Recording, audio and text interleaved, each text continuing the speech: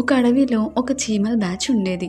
So అవి రోజు తన ఆహారాన్ని వెతుక్కుంటూ వెళ్ళి ఆహారాన్ని సేకరించి తిని హ్యాపీగా ఉండేవి.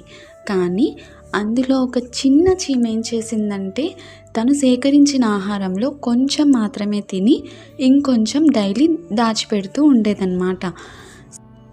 కానీ మిగతా చీమలు ఏం చేశాయంటే ఎప్పటి ఆహారాన్ని అప్పుడే తినేసి అక్కడి నుంచి వెళ్ళిపోతూ ఉండేవి.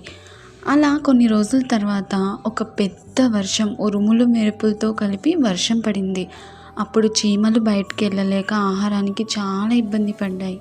అప్పుడు ఆ చిట్టి చీమ, అయ్యో ఎందుకు ఇబ్బంది పడుతున్నారు, నేను ఆల్రెడీ ఆహారాన్ని కొంచెం దాచిపెట్టాను, రండి మనమందరం కలిసి తిందామని చెప్పి హ్యాపీగా తినేసాయి.